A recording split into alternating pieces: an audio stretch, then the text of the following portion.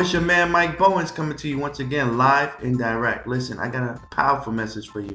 This message is entitled Research the Regulations of Your City for Your Daycare Business.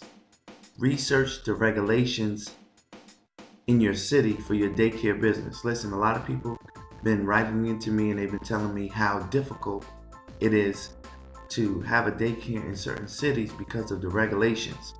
Now, I want to say this to you. When you are prepared, you're more qualified to handle what the city is going to throw at you in terms of regulations.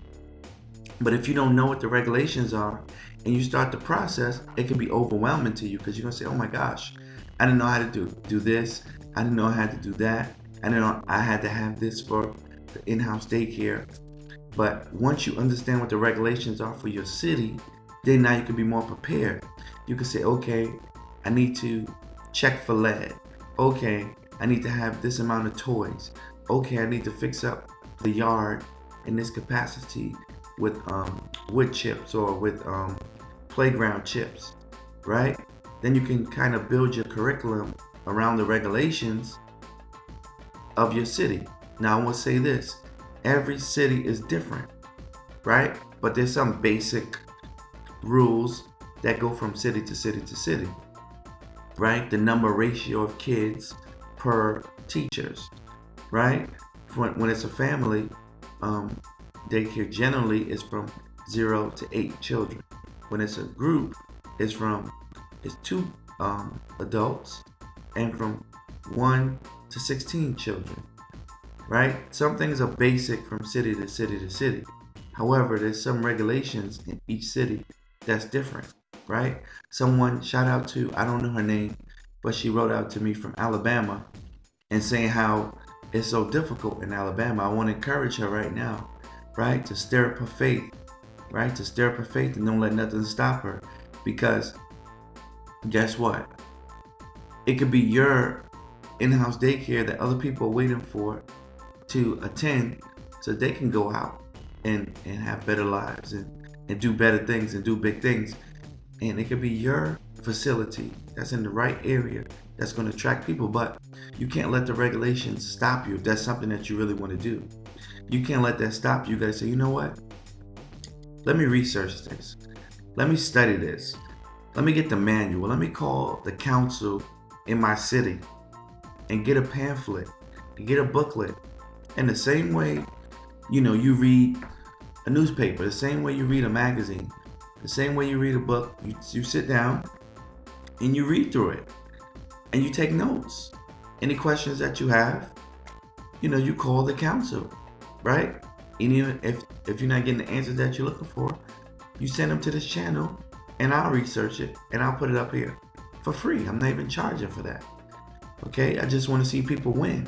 I'm trying to help as many people as possible. That's my goal, And so even at one point in time, I was going to have a consulting business with the daycare and charging people. But I'm not even charging you. I just want to see people win. Yeah, I'm going to have books and things like that where I'm going to have for sale on my website because there's certain things I just can't keep answering over and over and over again. But for the most part, when you ask a question, I'm just going to answer it. I'm not charging because I feel like I want to help people. I feel like I want to see people win. I feel like if more people have the knowledge, then more people can help other people. It's like a trickle-down effect. And, that's my goal, to help 1 million people, right? In terms of opening a daycare business. 1 million people. So just send your questions in. I'm not charging you. I'm not looking to charge you. If I can help 1 million people open in-house daycares and be successful, I feel like I did my part. Because you figure if 1 million people open up in-house daycare centers, then how many other people now can go to work? How many other people now can have a safe place while their children are being taken care of, where they could go out? Now they could go out and work. They can go out and provide for their families. So that is my goal, right? And so research right? Call up the child care council within your city. All you have to do is Google it. How do I start an in-house daycare in my city? Right? What's the child care council in my city? Right? And it was going to come up on Google. You get their number and you ask them to send you out a booklet of the regulations for your city. Ask them to send you out a booklet for the regulations in your city. Now, when you have that, you know exactly what they're looking for. You know exactly what they want you to do. Now it's up to you to put yourself in a position that you can follow these regulations to the T, right? You don't never want to be caught off guard with regulations, because now you're going to put yourself in a position, if you're already open or you already started the process of having them come out to inspect your place, and you don't have the guards on the windows, you haven't had a lead inspection, you haven't had these things done, and now some people get so frustrated that they're like, I don't know why I'm doing all of this. It's just too overwhelming, and they quit. Prepare, prepare, prepare. Read, read, read. Study, study, study. Ask questions, ask questions, ask questions. Send the questions into this channel, and I will do my best to answer those questions, right? So that I can help you win. That is my goal, to help you succeed. The more people I help, I feel like the better society that we have. You have less people who are unemployed. You have less people who are going to work and feeling frustrated because now they don't have somebody they can trust to watch their children. You'd be surprised how that's a big thing, and it weighs on people's minds, because yeah, they want to go to work, they want to go back to school, or they want to go to a doctor's appointment. But if they don't have a place where they feel safe, where somebody's watching their children, it plays on their psyche, because they're going to school, but they're thinking, is my child safe? They're going to work, but they're thinking, is my child okay?